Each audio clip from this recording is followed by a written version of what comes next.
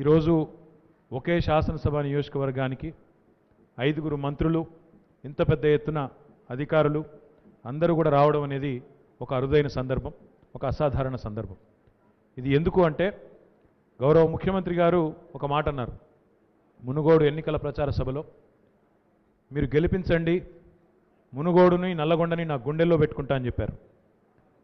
చరిత్రలో ఎన్నడూ లేని విధంగా 1952లో ప్రజాస్వామ్య పద్ధతిలో ఎన్నికల ప్రక్రియ ప్రారంభమైన తర్వాత ఈరోజు వరకు ఎన్నడూ లేని విధంగా 12 శాసనసభ నియోజకవర్గ స్థానాలు ఈ 3 జిల్లాల పరిధిలో, ఉమ్మడి నల్లగొండ జిల్లాల పరిధిలో ఉంటే 12కి 12 ఈరోజు ఏకపక్షంగా గులాబీ జెండా ఎగరవేసి నల్లగొండ జిల్లా టీఆర్ఎస్ను ఎట్లాగైతే గుండెల్లో పెట్టుకున్నదో, నల్లగొండ జిల్లా బిడ్డలు ఎట్లా అయితే కేసీఆర్ గారిని గుండెల్లో పెట్టుకున్నారో, మరి మేము కూడా నల్లగొండకు అదే స్థాయిలో తప్పకుండా అన్ని రకాలుగా అండగా ఉంటామని చెప్పడానికే ఈరోజు ఇంత పెద్ద ఎత్తున గౌరవ ముఖ్యమంత్రి గారి ఆదేశం మేరకు మేమందరం కూడా రావడం జరిగింది.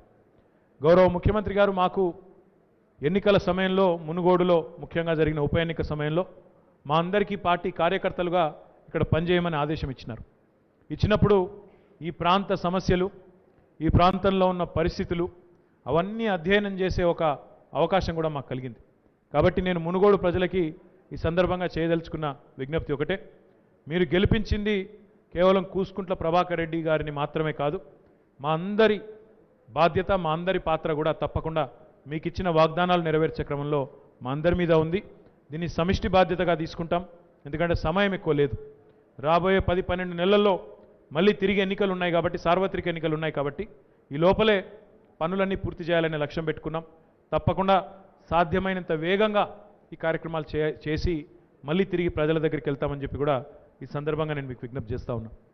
ఉమ్మడి నల్లగొండ జిల్లాని తీసుకున్నట్టయితే ఈ 3 జిల్లాల పరిధిలో నల్లగొండ, సూర్యాపేట, యాదాద్రి, భువనగిరి గతంలో కేసీఆర్ గారి ప్రభుత్వం రాకముందు, తెలంగాణ రాష్ట్రం ఏర్పడకముందు ఒక్కటంటే ఒక్క ప్రభుత్వ మెడికల్ కాలేజ్ కూడా ఇక్కడ లేదు.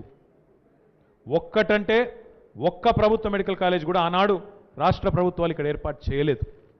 కానీ కేసీఆర్ గారి ప్రభుత్వం వచ్చిన తర్వాత మొత్తం తెలంగాణకే దిక్సూచిగా ఈ 3 జిల్లాలను నిలుపుతూ నల్లగొండలో గవర్నమెంట్ మెడికల్ కళాశాల, సూర్యాపేటలో ప్రభుత్వ మెడికల్ కళాశాల ఇప్పటికే ప్రారంభమై బ్రహ్మాండంగా నడుస్తూ ఉన్న విషయం కూడా మీకు తెలుసు. వాటికి పర్మనెంట్ బిల్డింగ్స్ కూడా పూర్తవుతూ ఉన్నాయి, బ్రహ్మాండంగా ముందుకు పోతూ ఉన్నాం. అదే రకంగా నిన్నగాక మొన్న ముఖ్యమంత్రి గారు ఇదే నల్లగొండ జిల్లాలోని దామెరచెర్లకు వచ్చి అక్కడి నుంచి ఒక మాట చెప్పారు. దామెరచెర్లలో మనం కడుతున్న మిర్యాలగూడ నియోజకవర్గంలోని దామెరచెర్లలో మనం కడుతున్న అల్ట్రా మెగా పవర్ ప్రాజెక్ట్ ఏదైతే ఉందో కేవలం తెలంగాణకు మాత్రమే కాదు, భవిష్యత్తులో మరొక 50-100 ఏళ్ల పాటు భవిష్యత్ తెలంగాణ అన్ని తరాలకు కూడా ఇక్కడ వ్యవసాయం ఎంత పెరిగినా, పారిశ్రామికీకరణ ఎంత పెరిగినా, పట్టణీకరణ ఎంత పెరిగినా పెరుగుతున్న అవసరాలకు తగ్గ విధంగా అక్కడ ఒక విద్యుత్ ఉత్పత్తిని చేసే అద్భుతమైన అవకాశం, 4000 మెగావాట్ల థర్మల్ విద్యుత్తు, భవిష్యత్తులో అవసరమైతే అక్కడి నుంచే సోలార్ విద్యుత్తు, ఇంకా ఇతరవి కూడా చేసే అవకాశం ఉంది. ఒక విద్యుత్ వెలుగులు ప్రసరించే, మొత్తం రాష్ట్రానికి విద్యుత్ వెలుగులు అందించే జిల్లాగా నల్లగొండ మారనున్నది అని ముఖ్యమంత్రి గారు స్వయంగా చెప్పిన మాట. అదేవిధంగా ఈరోజు నల్లగొండ బిడ్డలందరూ గర్వంగా చెప్పొచ్చు, ఒకనాడు ధాన్య భాండాగారంగా భారతదేశానికి ఆనాడు ఉమ్మడి ఆంధ్రప్రదేశ్కు పేరుండేది, ముఖ్యంగా కోస్తా జిల్లాలకు పేరుండేది. కానీ ఈరోజు భారతదేశంలోనే వరి ధాన్యం పండిస్తున్న రాష్ట్రం ఏది, అత్యధికంగా పండిస్తున్న రాష్ట్రం ఏది అంటే తెలంగాణ 2వ స్థానానికి ఎగబాకింది. దానిలో అతి ముఖ్యంగా అత్యధికంగా వరి పండిస్తున్న జిల్లా ఏది అంటే నల్లగొండ జిల్లా అని చెప్పి ఈరోజు నల్లగొండ జిల్లా బిడ్డలు గర్వంగా చెప్పవచ్చు. అంటే అంతటి స్థాయిలో వ్యవసాయ విస్తరణ, అంతటి స్థాయిలో సాగు విస్తరణ, అంతటి స్థాయిలో మరి ముఖ్యమంత్రి గారి మద్దతు, ప్రోత్సాహం వల్ల నల్లగొండ రైతులు శ్రమించి ఈరోజు ఆ స్థాయిలో పంట పండిస్తూ ఉన్నారు. అదేవిధంగా మొత్తం తెలంగాణ అంతా అబ్బురపడి చూస్తూ ఉంది, 2 తెలుగు రాష్ట్రాల్లోని ప్రజలు కూడా చూస్తూ ఉన్నారు. ఒకనాడు ఒక పుణ్యక్షేత్రానికి ఇంత పెద్ద ఎత్తున భక్తులు వస్తున్నారు అంటే ఒక తిరుమలకు మాత్రమే ఆ ఖ్యాతి ఉండేది. రోజుకి 80,000 మంది, 1,00,000 మంది వస్తున్నారని చెప్పే ఒక కీర్తి, ప్రతిష్ట ఒక్క తిరుమలలోని బాలాజీకి ఉండేది. కానీ ఈరోజు గర్వంగా చెప్పొచ్చు తెలంగాణ బిడ్డలందరూ కూడా, మా యాదాద్రికి కోటి రూపాయల పైచిలకు రోజుకు ఆదాయం వస్తున్నది, 80,000 పైచిలకు భక్తులు వస్తూ ఉన్నారంటే దాన్ని ఆ స్థాయిలో తీర్చిదిద్దిన ఘనత, లక్షలాదిగా వస్తున్నారు అంటే ఆ స్థాయిలో తీర్చిదిద్దిన ఘనత తెలంగాణ ప్రభుత్వాన్ని, అందులో గౌరవ ముఖ్యమంత్రి కేసీఆర్ గారు. పక్కనే ఇదే నియోజకవర్గంలో దండు మల్కాపురంలో తెలంగాణలోనే అతిపెద్ద పారిశ్రామిక సమూహం 542 ఎకరాల్లో 579 యూనిట్లకు స్థలం ఇచ్చి వేలాది మంది పిల్లలకు ఉపాధి అవకాశాలు కల్పించే ఒక బృహత్తర కార్యక్రమం ప్రారంభించింది తెలంగాణ ప్రభుత్వం కేసీఆర్ గారి నాయకత్వంలో. అది కూడా పూర్తిగా వచ్చింది. దాన్ని కూడా తొందరలోనే గౌరవ ముఖ్యమంత్రి గారి చేతుల మీదుగా ప్రారంభించే ప్రయత్నం కూడా చేస్తాం. ఈరోజు ప్రత్యేకంగా నేను ముఖ్యంగా మా గౌరవ సహచర మంత్రివర్యుల తరపున, మా పార్టీ తరపున కూడా చెప్పదలుచుకున్నది, గౌరవ ముఖ్యమంత్రి గారి తరపున కూడా నల్లగొండ జిల్లా ప్రజలకు ఇవ్వాలనుకుంటున్న ఒక విశ్వాసం, ఒక హామీ ఏంటంటే, మీరు ఏ తీరుగానైతే, మీరు ఏ రకంగానైతే టీఆర్ఎస్ని గుండెల్లో పెట్టుకొని 12కి 12 స్థానాల్లో మమ్మల్ని గెలిపించారో మిమ్మల్ని అదే పద్ధతుల్లో గుండెల్లో పెట్టుకునే బాధ్యత మాది.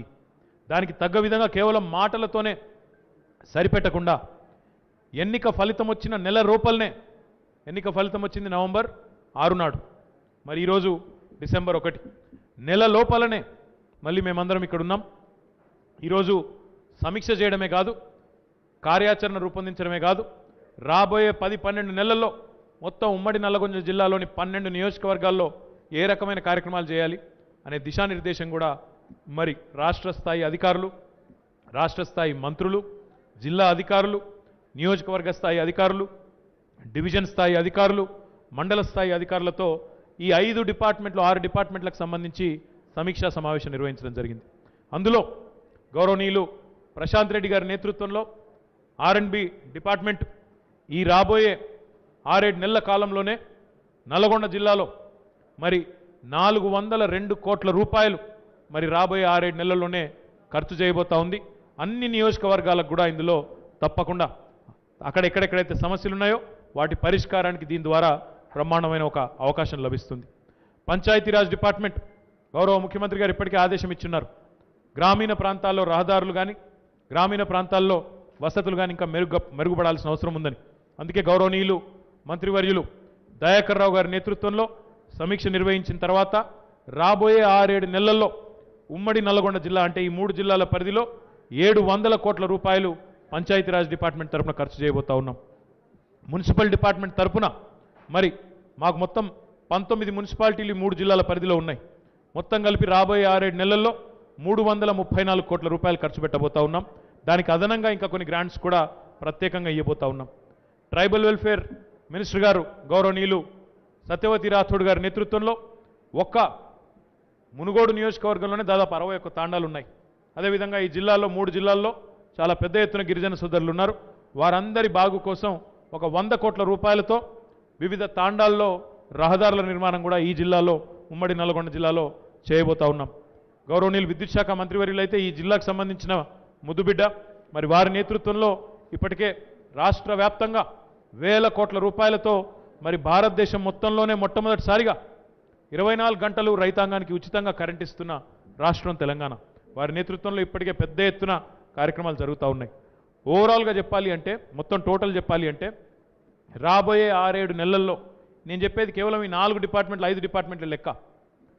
R&B, PR, municipal administration, tribal welfare లెక్క మాత్రమే చెప్తున్నాను నేను. ఈ 4 డిపార్ట్మెంట్లు నేను చెప్పే లెక్క. ఇంక ఇది కాకుండా ఇంకా చాలా ఉన్నాయి డిపార్ట్మెంట్లు, వాటిని కలిపితే ఇంకా చాలా ఎక్కువ ఉంటుంది. 6-7 నెలల్లోనే 1544 కోట్ల రూపాయలు ఈ 3 జిల్లాల పరిధిలోని 12 నియోజకవర్గాల్లో ఖర్చు పెట్టబోతా ఉన్నాం. తద్వారా మమ్మల్ని 12 నియోజకవర్గాల్లో గెలిపించిన నల్లగొండ బిడ్డల రుణం తీర్చుకునే ప్రయత్నం చేస్తామని చెప్పి సందర్భంగా నేను విజ్ఞప్తి చేస్తా ఉన్నా. ఇక మునుగోడు నియోజకవర్గం విషయానికి ప్రత్యేకంగా వచ్చినట్టయితే, మునుగోడులో మేము ఇక్కడ ఉన్నప్పుడు దాదాపు 15-20 రోజుల పాటు ఒక్కొక్క నాయకుడు, ఒక్కొక్క సోదరుడు, పార్టీ కార్యకర్త ఇక్కడ కష్టపడి పనిచేసినారు, సమస్యలు ఆకలింపు చేసుకున్నారు.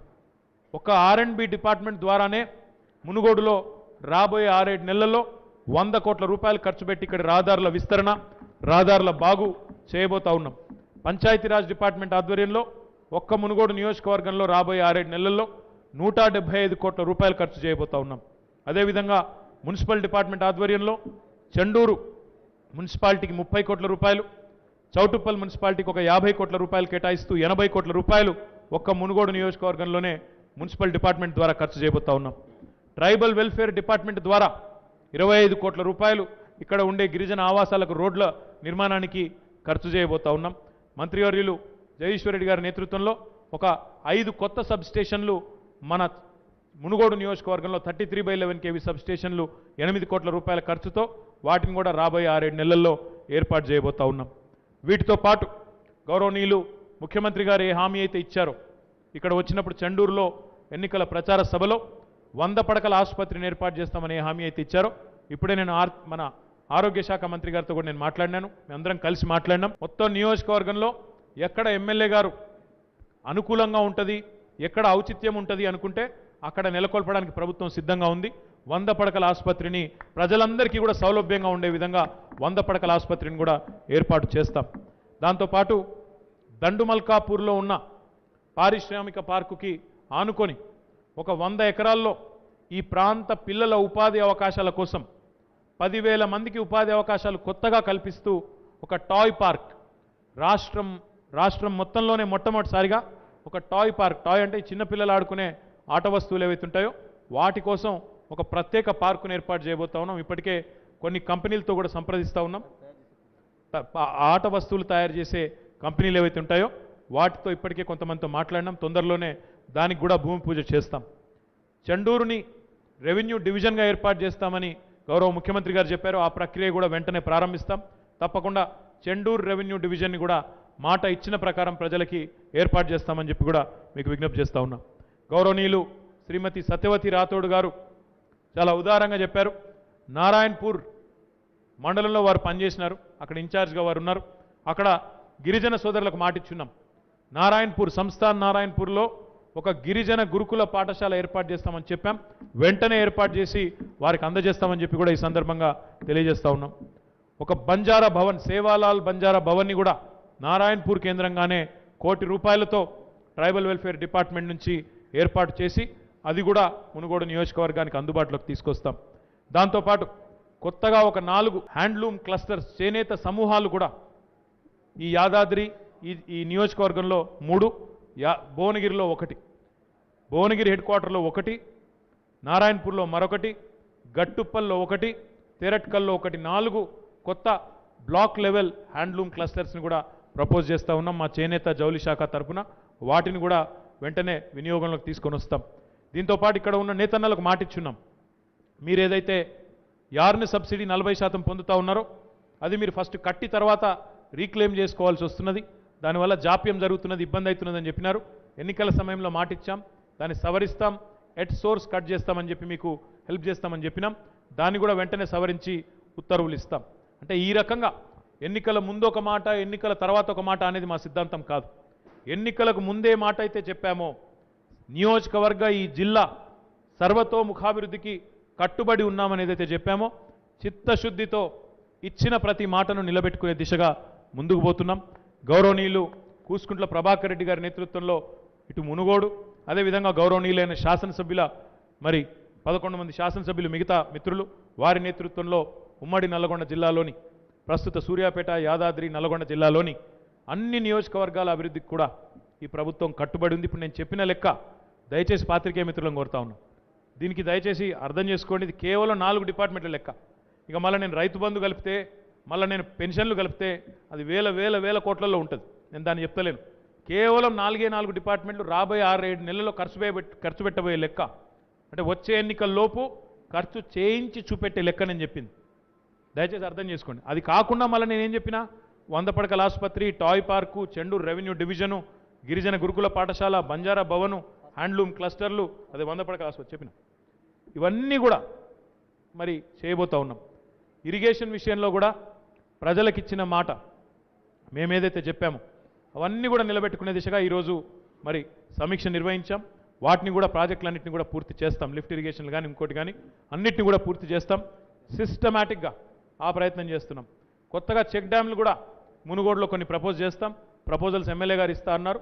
తప్పకుండా అధికారులతో, స్థానిక ప్రజాప్రతినిధులతో సంప్రదించి ఏమేమైతే ప్రజల అవసరాలు ఉన్నాయో, ఏమేమైతే ఈ ప్రాంత ప్రజలకు అవసరమో వాటన్నిటినీ చేయించే బాధ్యత సంపూర్ణంగా మేమే తీసుకుంటామని చెప్పి పూర్తి విశ్వాసాన్ని నల్గొండ జిల్లా ప్రజానికానికి ఇస్తూ మరి మళ్ళీ ఒక్కసారి మునుగోడులో మా పార్టీ అభ్యర్థిని గెలిపించిన మునుగోడు ప్రజానికానికి శిరస్సు వంచి వారి మద్దతుకు ధన్యవాదాలు తెలియజేస్తూ మీ అందరికీ కూడా నమస్కారం, ధన్యవాదాలు. Thank you. జై తెలంగాణ.